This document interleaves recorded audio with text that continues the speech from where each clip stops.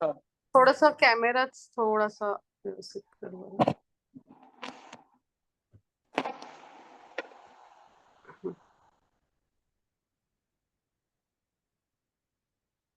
ठीक आहे. तिरका होतोय का? हम्म खाली वाटतोय असं जरा, थोडं वरती पाहिजे पण ठीक आहे असं. स्टार्ट. हरे कृष्णा. आजच्या गीता जीवनीच्या सत्रामध्ये आपण सर्वांचं हार्दिक स्वागत. आज आपण 11व्या अध्यायातला 54वा श्लोक पाहणार आहोत.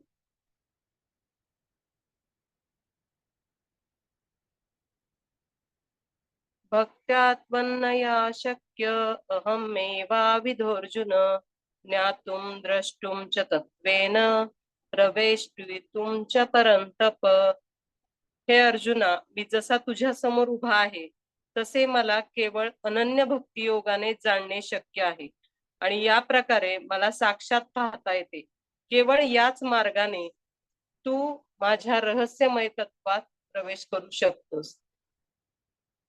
ओम अज्ञानतिमिरन्धस्य ज्ञानाञ्जनशलाकया चक्षुरुन्मीलितं येन तस्मै श्रीगुरुवे नमः.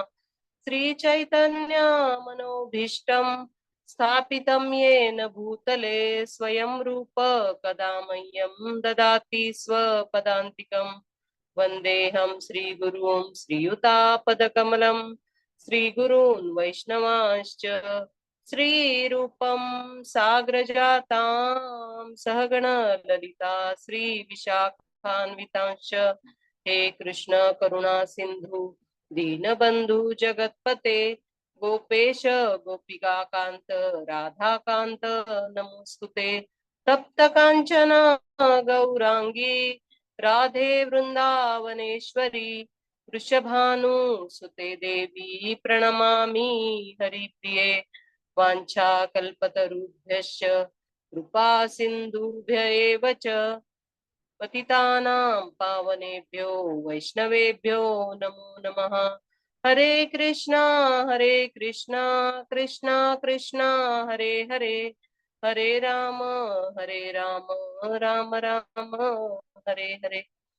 आपण 11व्या अध्यायातल्या 54व्या श्लोकाचं तात्पर्य पाहूया. तात्पर्य मोठं आहे, आपण थोडं थोडं ते पाहू आणि त्याच्यावर चर्चा करूया. अनन्य भक्ती योगाने श्रीकृष्णांना जाणणे शक्य आहे. ही गोष्ट श्रीकृष्ण या श्लोकामध्ये विस्तृतपणे वर्णन करून सांगतात.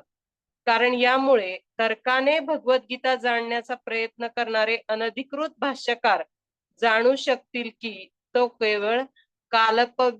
केवळ कालापव्यय करीत आहेत. आपल्या मात्या पित्यांसमोर श्रीकृष्ण कसे चतुर्भुज रूपामध्ये प्रकट झाले आणि नंतर स्वतःचे द्विभुज रूपामध्ये त्यांनी कसे रूपांतर केले हे कोणीही जाणू शकत नाही. वेदाध्ययनाने किंवा ज्ञान मार्गाने या गोष्टी जाणणे अतिशय कठीण आहे. म्हणून या श्लोकात स्पष्टपणे सांगण्यात आले आहे की कोणीही त्यांना पाहू शकत नाही किंवा या गोष्टीच्या रहस्यात प्रवेश करू शकत नाही. तथापि जे वेद पारंगत आहेत ते वेदांमधून त्यांना अनेक प्रकारे जाणू शकतात. वैदिक विधिविधाने अनेक आहेत आणि जो खरोखर श्रीकृष्णांना जाणू इच्छितो त्याने प्रमाणित शास्त्रांद्वारे निर्देशित केलेल्या वैदिक विधिविधानांचे पालन करणे अत्यावश्यक आहे. त्यानुसार मनुष्य तपस्या करू शकतो. उदाहरणार्थ, ज्याला कठोर तपस्या करावयाची असते तो जन्माष्टमी, दर मासातील 2 एकादशी इत्यादी दिवशी उपवासाचे व्रत राखू शकतो. दानाबद्दल सांगायचे तर हे स्पष्टच आहे की कृष्ण तत्वाचा किंवा कृष्ण भावनेचा संपूर्ण विश्वभर प्रसार करण्यासाठी कृष्ण भक्तीमध्ये जे संलग्न झाले आहेत त्यांना दान देण्यात यावे. कृष्ण भावनामृत हे मानवतेला लाभलेले मोठे वरदान आहे. रूप गोस्वामींनी श्री चैतन्य महाप्रभूंची अत्यंत उदार पुरुष म्हणून स्तुती केली आहे. कारण अतिशय दुर्लभ असे कृष्ण प्रेम त्यांनी मुक्त हस्ते वितरित केले. म्हणून कृष्ण भावनेचा प्रचार करण्यात संलग्न असणाऱ्या व्यक्तींना जर मनुष्याने काहीही दान दिले तर कृष्ण भावनामृताच्या प्रसारासाठी देण्यात आलेले ते दान म्हणजे जगातील सर्वश्रेष्ठ दान होय. मनुष्याने मंदिरामध्ये ठराविक पद्धतीने पूजन करणे. भारतातील मंदिरांमध्ये सामान्यतः श्री विष्णू किंवा श्री कृष्णांचा विग्रह असतो. म्हणजे प्रगती करण्याची एक संधीच आहे. भगवत भक्तीमधील नवसाधकांसाठी विग्रह सेवा आवश्यक आहे आणि वेदांमध्ये या गोष्टीला पुष्टी देण्यात आली आहे. यस्य देवे परार भक्तीर यथा देवे तथा गुरु तसेता कथिता ह्यर्था प्रकाशन्ते महात्मनः. बघा आपण इथं पाहतो की या श्लोकामध्ये सुरुवातीलाच या श्लोकामध्ये अत्यंत जोर देण्यात आला आहे, जो म्हणजे अनन्या भक्तीवर. जी अनन्या भक्ती म्हणजे केवळ या विधीनेच, अनन्या भक्तीच्या विधीनेच म्हणजे भक्तियोगानेच भगवंतांना जाणणे शक्य आहे, असं पहिल्याच ओळीमध्ये भगवंत सांगतात की फक्त भक्तियोगानेच आपण भगवंतांना जाणू शकतो. अनन्या भक्ती म्हणजे काय, तर कोणत्याही इतर डेव्हिएशन म्हणजे इतर कुठल्याही गोष्टीपेक्षा किंवा इतर कुठलाही पर्याय नाहीये त्याला भक्ती शिवाय, किंवा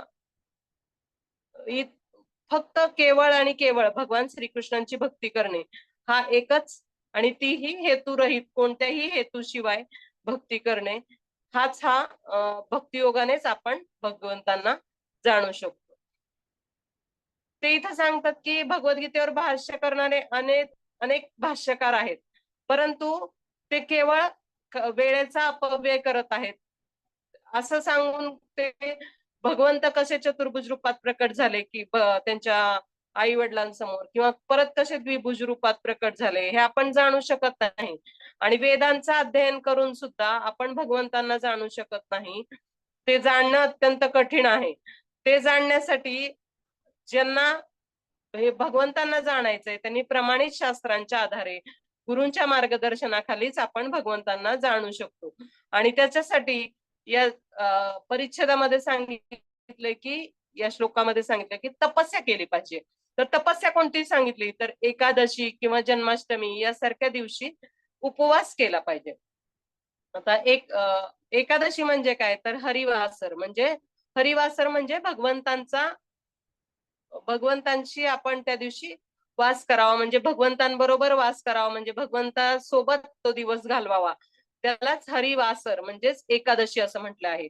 मग एकादशी, जन्माष्टमी या दिवशी आपण कठोर व्रताचं, उपवासाचं पालन करू शकतो आणि त्या दिवशी जास्तीत जास्त नामजप करू शकतो आणि भगवंतांच्या कथा, कीर्तन याच्यामध्ये आपला वेळ भगवंतांच्या सेवेत किंवा भगवंतांच्या समीप घालवू शकतो आपण.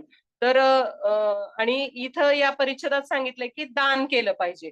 मग दान कसं केलं पाहिजे, तर इथं सांगितलं आहे की जे कृष्ण भावनेच्या प्रचारामध्ये मग्न आहेत, जे भगवंतांच्या नावाचा प्रचार करतायत किंवा भगवंतांची जे भगवद्गीतेचं जे भगवंतांनी ज्ञान सांगितलंय त्याचा प्रसार करता आहेत, अशा कार्यात मग्न असणाऱ्या व्यक्तींना, कृष्ण भावनेच्या कार्यात जे संलग्न झाले आहेत अशा व्यक्तीला जर दान दिलं, व्यक्तींना किंवा संस्थेला जर तुम्ही दान दिलं तर ते सर्वश्रेष्ठ दान आहे.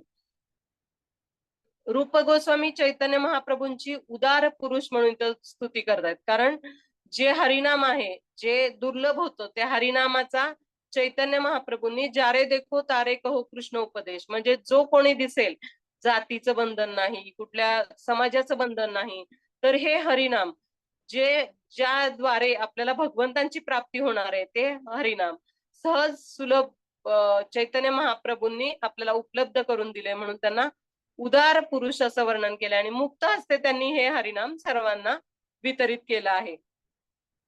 म्हणून हे जे दान आहे ते भगवंता कृष्ण भावनाच्या प्रसारासाठी जे दान केलेलं आहे ते सर्वश्रेष्ठ दान दिलेलं आहे. आणि आपण भारत भूमीमध्ये जन्म घेतलाय त्यामुळे आपल्यासाठी खूप छान संधी आहे की आपण भगवंतांच्या अर्चा विग्रहांची सेवा करू शकतो आणि ती ठराविक पद्धतीने अर्चा विग्रहांची पूजा आपण करू शकतो आणि ती आपल्याला आपल्या भक्ती मार्गामध्ये प्रगती करण्याची संधी आहे.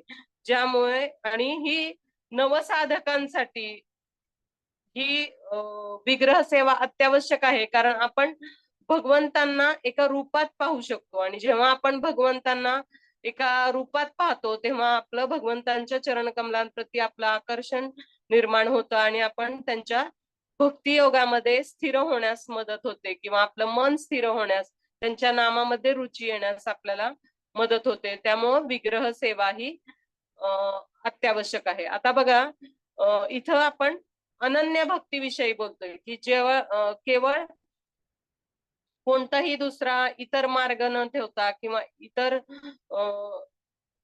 इतर पर्याय नको किंवा दुसरा कुठला अल्टरनेटिव्ह नको त्याच्यासाठी.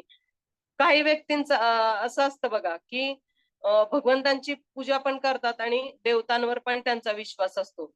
जोपर्यंत आपण भगवंतांना पूर्णपणे शरण जात नाही तोपर्यंत आपण अनन्य भक्ती करत नाही. आपण समजा जीवनात काही चढउतार आले, दुःखाचे प्रसंग आले, तर आपण काही जादूटोण्या करणाऱ्या व्यक्ती किंवा काही उपाय सापडतो का याच्यासाठी मांत्रिकाकडे, तांत्रिकाकडे गेले जातं किंवा पत्रिका बघितली जाते. परंतु जोपर्यंत आपण भगवंतांवर पूर्णपणे विश्वास ठेवत नाही तोपर्यंत आपण अनन्य भक्ती करत नाही. कारण भगवंतावर पूर्ण विश्वास असणार. आता एका वैष्णव गीतात बघा म्हटलेले की मारो बी राखो बी जो इच्छा तो मार. तुम्ही मला मारलं तरी आणि तुम्ही माझं रक्षण केलं तरी ती तुमची इच्छा आहे. म्हणजे भगवंतांच्या इच्छेनुसार जे काही आपल्या जीवनात घडेल त्याचा स्वीकार करायला आपण तयार असलं पाहिजे. कारण आपली अशी भावना असली पाहिजे की मी आता तुमच्या चरणांशी समर्पित आहे. जे माझ्या जीवनात जे चांगलं घडो किंवा वाईट घडो त्याचं रक्षण केवळ भगवंतच माझे रक्षक आहेत आणि केवळ भगवंतच माझे पालक आहेत. असा अनन्य भक्ती करणाऱ्या भक्ताचा मूड असतो की तो पूर्णपणे भगवंतांना समर्पित असतो. आणि जेव्हा भक्त असं सर्व काही भगवंतांना समर्पित करतो, असं अनन्य भक्ती करणाऱ्या भक्ताच्या सर्व गरजा भगवंत स्वतः पूर्ण करतात असं भगवंत भगवद्गीतेत सांगतात. योगक्षेम वहाम्यहम आपण बऱ्याचदा ऐकतो. बऱ्याचदा भगवद्गीतेमधील या उक्तीचा उल्लेख केला जातो. म्हणजे भगवंत जे अनन्य भक्ती करणारे भक्त आहेत त्या त्यांच्या इच्छा, त्यांच्या गरजा सगळं भगवंत पूर्णपणे पूर्ण करतात. यासाठी आपल्याला भगवंतांवर आणि भगवंतांच्या ज्या परंपरा आहे, गुरु शिष्य परंपरा, त्याच्यावर आपला विश्वास असला पाहिजे. भगवंत भगवद्गीतेत सांगतात की सर्व धर्मान् परित्यज्य मामेकम शरणम व्रज अहम त्वं सर्व पापेभ्यो मोक्षयिष्यामि मा शुचः. म्हणजेच ते म्हणतात की सर्व धर्मांचा त्याग करून तुम्हाला शरण ये. इथं इथं पण भगवंत अनन्य भक्तीचाच उल्लेख करतात. सगळ्या प्रकारच्या धर्मांचा त्याग करून तुम्हाला शरण ये, भयभीत होऊ नकोस, मी तुझं सर्व पापांपासून रक्षण करीन. आपलं कसं असतं, आपल्या फायद्यासाठी काही लोक असे असतात ज्यांची म्हणजे जे व्यवसाय करतात लोक, त्यांची बिझनेस मेंटॅलिटी झालेली असते. व्यवसाय करणाऱ्या त्यांना सगळ्यांशीच गोड बोलावं लागतं. म्हणजे ते सगळ्या व्यक्तींशी चांगले संबंध ठेवतात.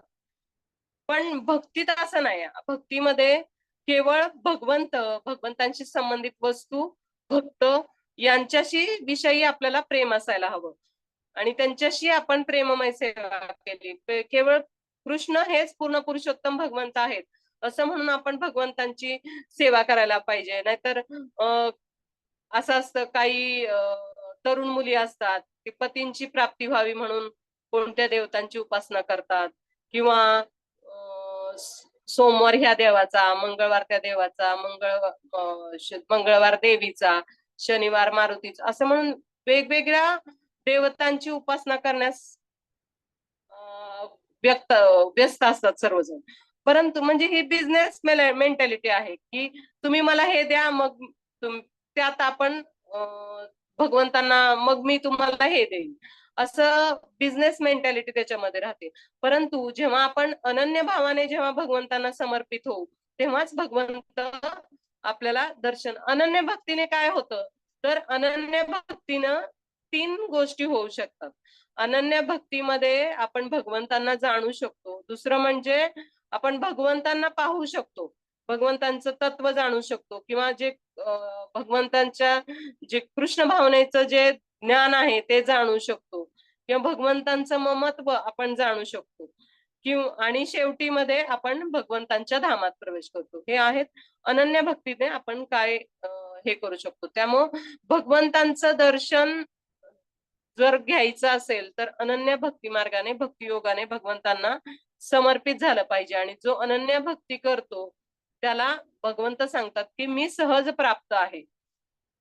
भगवंतांच्या ध्यान चिंतनात जो मग्न आहे, जो अनन्य भक्ती करतोय, तर ज्याचं एकमात्र लक्ष कृष्ण आहे, भगवंत आहेत, त्यांना हे भगवंतांचं दर्शन प्राप्त आहे. आणि भगवंतांच्या कथा श्रवणात जर आपल्याला रुची नसेल, ज्याद्वारे आपण भगवंतांना जाणू शकतो ते आहे श्रवण, आणि त्या श्रवणातच जर आपल्याला रुची नसेल तर आपण भगवंतांना पाहू शकणार नाही किंवा ही अनन्य भक्ती करू शकणार नाही.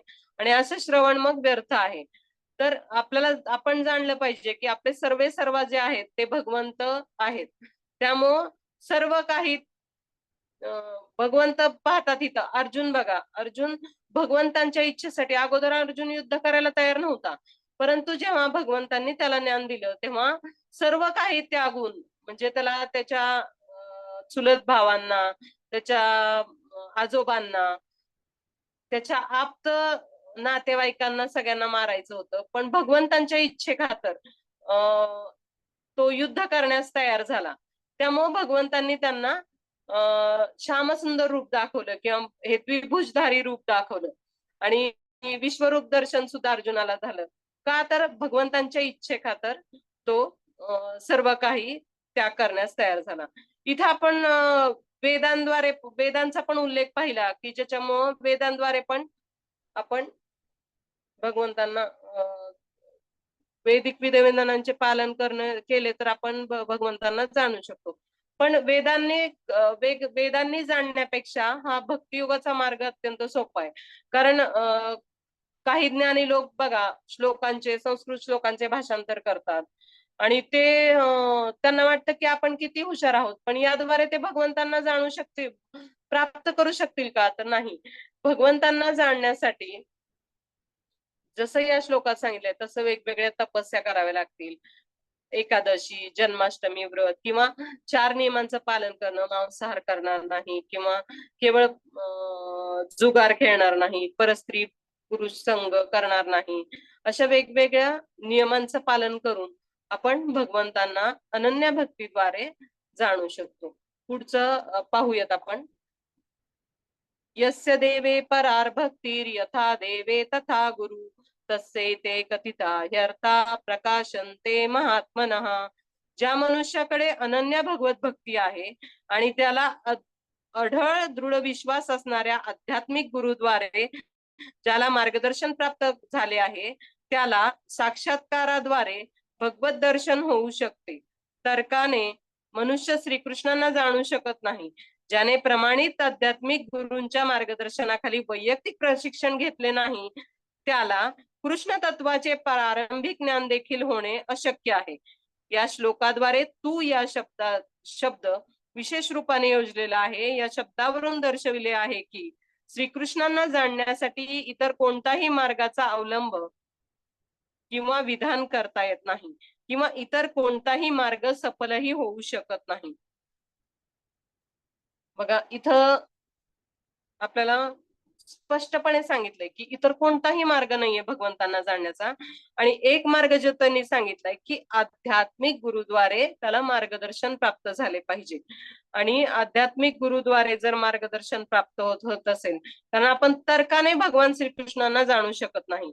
आणि जर ज्याने प्रामाणिक आध्यात्मिक गुरुचे वैयक्तिक प्रशिक्षण घेतले नाही त्याला प्रारंभिक ज्ञान सुद्धा भगवंताविषयी प्राप्त होऊ शकत नाही. इथं गुरु शिष्य परंपरेतून आलेल्या ज्ञानाचं महत्व आपल्याला वर्णन केलेलं आहे की ज्याच्यामध्ये गुरूंद्वारे जर ज्ञान प्राप्त असेल तर आपण भगवंतांना जाणणं सुलभ होतं. म्हणजे अनन्य भक्ती म्हणजे काय, तर गुरु शिष्य परंपरेतून आलेलं ज्ञान आपण ग्रहण केलं पाहिजे. बघा, एक गुरु होते, त्यांचे दोघे शिष्य होते. त्यांना जाणायचं होतं की माझा खरा शिष्य कोण आहे.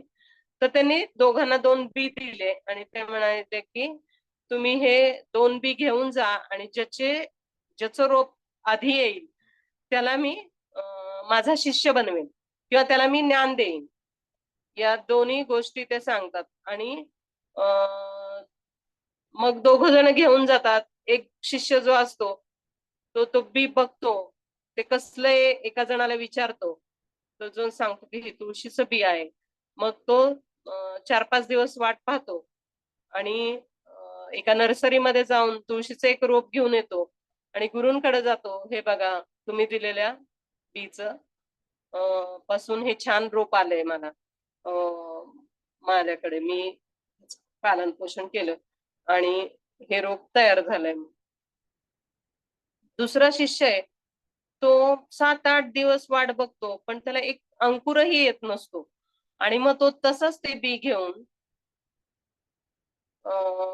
गुरूंकडे जातो आणि तो म्हणतो की माझ्या बी पासून तर रोप झालं नाही.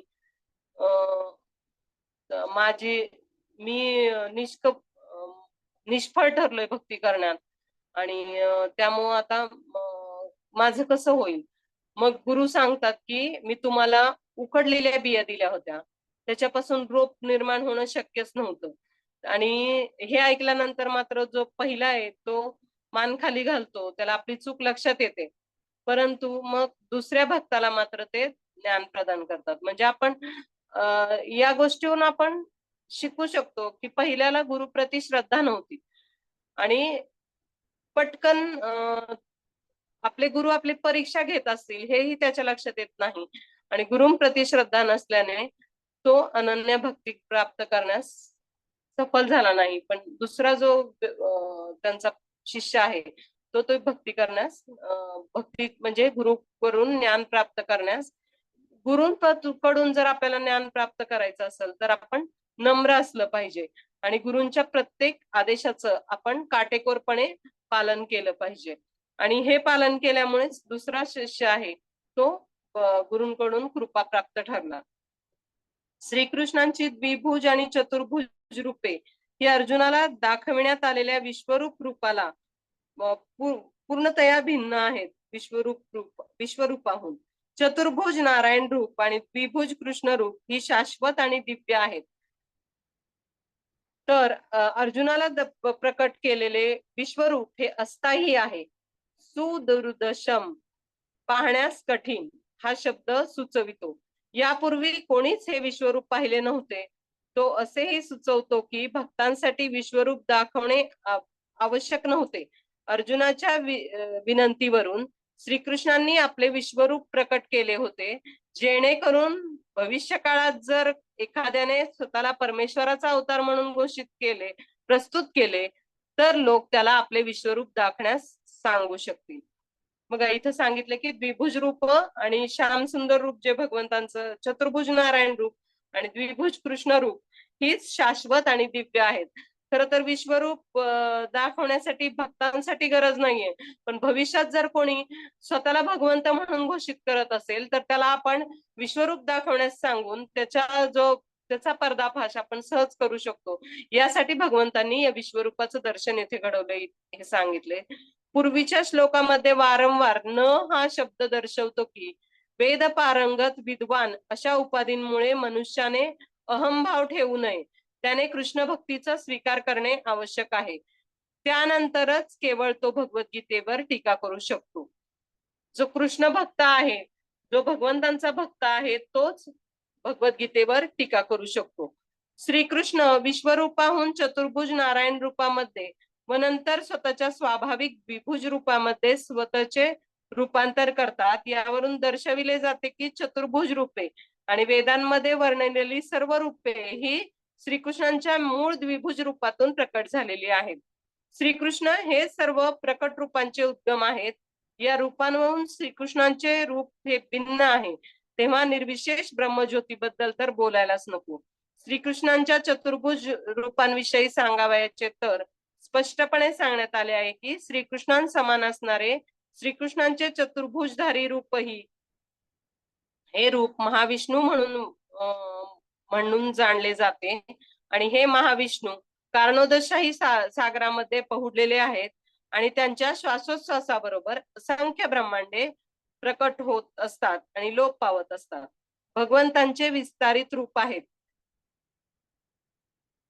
इथं सांगितलं की भगवंतांचं जे द्विभुजधारी जे रूप आहे ते सर्व अवतारांचे उगम आहेत.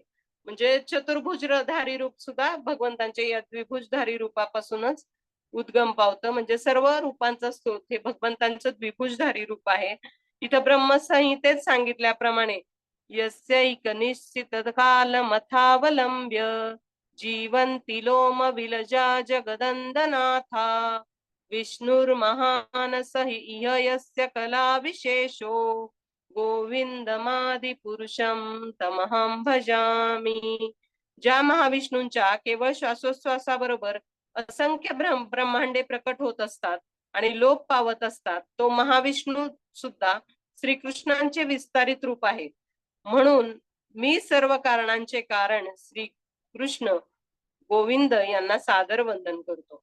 म्हणून मनुष्याने निश्चितपणे श्रीकृष्णांच्या मूळ रूपाला म्हणजे सच्चिदानंद रूपाला भगवंत म्हणून भजावे. श्रीकृष्ण हे सर्व विष्णू रूपांचे आणि सर्व अवतारांच्या रूपांचे उगमस्थान आहेत आणि भगवद्गीतेत सांगितल्याप्रमाणे तेच मूळ आदि पुरुष भगवान आहेत. वेदांमध्ये आपल्याला पुढील वर्णन आढळते. सच्चिदानंद रूपाय कृष्णाय क्लिष्टकारिणे नमो वेदांत वेद्याय गुरुवे बुद्धी साक्षिणे. मी सच्चिदानंद रूप श्रीकृष्णांना सादर वंदन करतो. मी त्यांना वंदन करतो कारण त्यांना जाणणे म्हणजे वेद जाणणे होय आणि म्हणून जे ते आद्य गुरु आहेत. नंतर म्हटले आहे की कृष्णो वै परमदैवतम. श्रीकृष्ण हेच पूर्ण पुरुषोत्तम भगवान आहेत. एको वंशी सवर्ग कृष्ण इंगाहा. श्रीकृष्ण हेच एकमेव भगवान आहे आणि ते पूजनीय आहेत. एकोक्विहि सन बहुना यो वभाती. श्रीकृष्ण हे एकमेव द्वितीय आहेत, परंतु तेच अनंत रूपांमध्ये आणि अवतारांमध्ये प्रकट होतात.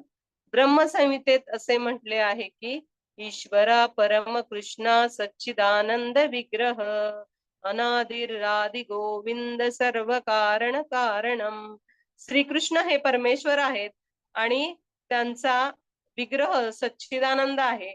त्यांना आदी नाही कारण तेच सर्वांचे आदी आहेत. तेच सर्व कारणांचे कारण आहे. इतरत्र म्हटले आहे की यत्रावतीर्ण कृष्णाख्यम परमं ब्रह्मम नराकृती. परब्रह्म एक व्यक्ती आहे, त्यांचे नाव कृष्ण आहे आणि ते कधी कधी या भूतलावर अवतरण होतात. त्याचप्रमाणे श्रीमद भागवतात आपल्याला भगवंतांच्या सर्व अवतारांचे वर्णन आढळते. यामध्ये श्रीकृष्णांचेही नाव आहे. परंतु नंतर म्हटले आहे की श्रीकृष्ण हे अवतारी नसून ते स्वयं पूर्ण पुरुषोत्तम भगवंत आहेत. येथे चांशकला पुरुषान कृष्णस्तु भगवान स्वयं. त्याचप्रमाणे भगवद्गीतेतही भगवंत सांगतात की मत्तः परतरम ज्ञानम. माझ्या पूर्ण पुरुषोत्तम भगवान या रूपापेक्षा इतर काहीही श्रेष्ठ नाही. भगवद्गीतेत इतरत्र ते असेही सांगतात की अहम आदिर्ही देवानाम. मी सर्व देवतांचे उगमस्थान आहे. आणि श्रीकृष्णांकडून भगवद्गीता जाणून घेतल्यानंतर अर्जुन म्हणतो की परम ब्रह्मम परम धामम पवित्रम परमम भवान. मी आता पूर्णपणे जाणतो की तुम्हीच पुरुषोत्तम भगवान आहात, भगवान परब्रह्म आहात, तुम्ही सर्वांचे परम आश्रय आहात. म्हणून श्रीकृष्ण अर्जुनाला जे विश्वरूप दाखवतात ते भगवंतांचे मूळ स्वरूप नव्हे तर कृष्ण रूप हेच मूळ स्वरूप आहे. ज्यांना भगवंताविषयी प्रेम नाही त्यांचे लक्ष वेधून घेण्याकरता सहस्त्रावधी शिर आणि हात असलेले विश्वरूप प्रकट करण्यात आले. हे परमेश्वराचे मूळ रूप नाही. भगवंतांशी निरनिराळ्या दिव्य रसांद्वारे संबंधित असणाऱ्या शुद्ध भक्तांना विशुद्ध विश्वरूपाचे विशेष आकर्षण नसते. भगवंत आपल्या मूळ कृष्ण रूपामध्ये दिव्य प्रेमाचे आदान प्रदान करतात. म्हणून श्रीकृष्णांची सख्यभाव असणाऱ्या अर्जुनाला हे विश्वरूप आल्हाददायक वाटत नव्हते. उलट ते रूप पाहून तो भयभीत झाला. श्रीकृष्णांना नित्य पार्षद असणाऱ्या अर्जुनाला दिव्य दृष्टी असली पाहिजे कारण तो काही साधारण मनुष्य नव्हता. म्हणून तो विश्वरूपाने मोहित झाला नाही. सकाम कर्माद्वारे जे उन्नती करण्याचा प्रयत्न आहेत करीत आहेत त्यांच्यासाठी विश्वरूप हे अद्भुत असू शकेल परंतु जे भक्तीमध्ये संलग्न आहेत त्यांना द्विभुजद्वारी कृष्ण रूपच अत्यंत प्रिय आहे. बघा, तात्पर्यामध्ये कृष्णच कसे परम पुरुषोत्तम भगवंत आहेत याचं आपण वेगवेगळ्या शास्त्रामध्ये जे वेगवेगळं वर्णन करण्यात आलेलं आहे किंवा ब्रह्मसंहितेत जे श्लोकांचं वर्णन केले आहे याच्यामधून सांगितले की भगवंतांचं जे द्विभुजधारी रूप आहे ते सर्व अवतारांचं उगम आहे आणि श्रीकृष्णच पूर्ण पुरुषोत्तम भगवंत आहेत. आणि जे भक्त आहेत यांना विश्वरूपाचं आकर्षण नसतं. विश्वरूप अद्भुत आहे पण त्या रूपाचं भक्तांना आकर्षण नसतं. तर भक्तांना नेहमी भगवंतांच्या श्यामसुंदर रूपाचं द्विभुज रूपाचंच नेहमी आकर्षण असतं. आणि या द्विभुज रूपामध्येच भगवंत प्रेमाचा आदान प्रदान भक्तांबरोबर करतात. म्हणून हे द्विभुजधारी श्यामसुंदर रूप हे भक्तांसाठी अतिशय प्रिय आहे. म्हणूनच भगवंतांना जाणण्यासाठी आपण श्रवणम कीर्तनम विष्णू स्मरणम पादसेवनम अर्चनम वंदनम दास्यम साख्यम आत्मनिवेदनम. भगवंतांनी जी नवविधा भक्ती आपल्याला सांगितली आहे, भगवंतांचं श्रवण करणं, भगवंतांचं स्मरण करणं, भगवंतांचं पूजन करणं किंवा स्वतःला भगवंतांप्रती समर्पित करणं, या नवविधा भक्तीद्वारे आपण भगवंतांना शरण गेलं पाहिजे आणि भगवंतांची अर्चना केली पाहिजे. आणि भक्ती योगाचं अनन्य भक्तीने भगवंत पूर्ण पुरुषोत्तम श्रीकृष्ण हे भगवंत आहेत हे जाणून आपण या नवविधा भक्तीचं आपल्या जीवनात पालन करणं आवश्यक आहे. कुठल्याही गोष्टीचं जर आपण जीवनात पालन करू किंवा भगवद्गीतेच्या ज्या तत्व जे आपल्याला सांगितली जातात त्या तत्वांचं आपण जीवनात पालन करायला पाहिजे, तरच आपण नवविधा भक्तीमध्ये संलग्न होऊ शकू किंवा भक्ती योगात अग्रेसर होऊ शकू.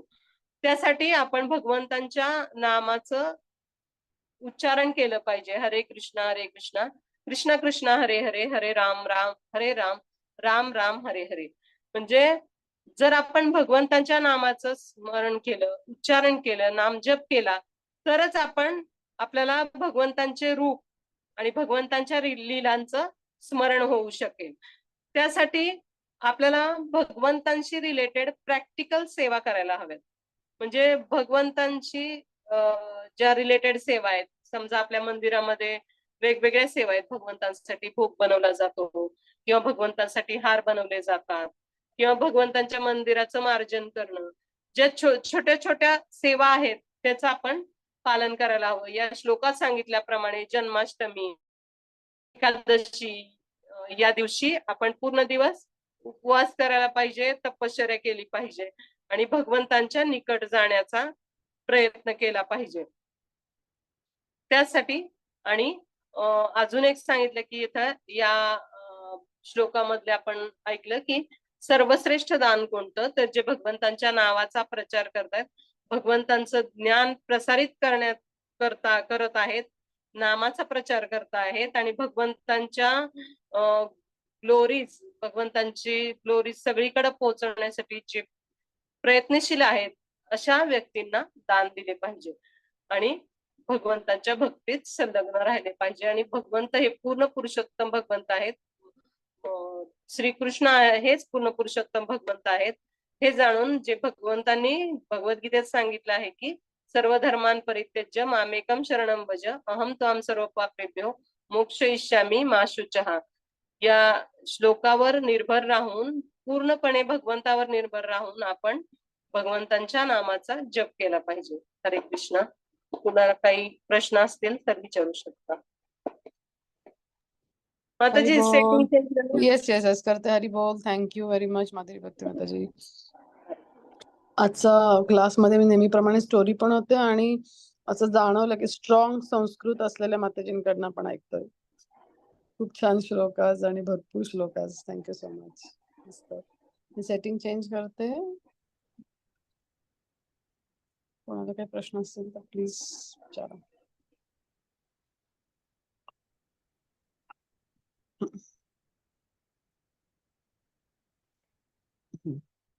Yes.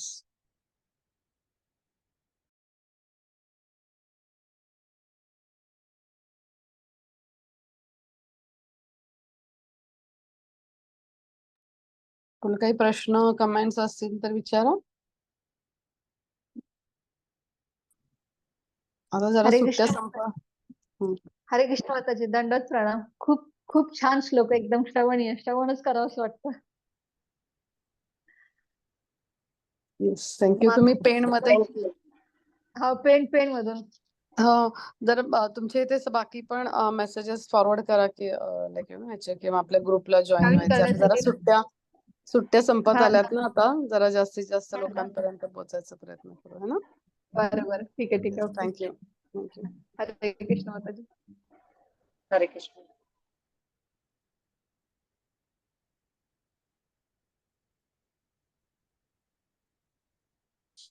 हरे थांबायचं. कृष्ण माताजी, लेक्चर चांगलं झालं, छान. हरे बोल. थँक्यू.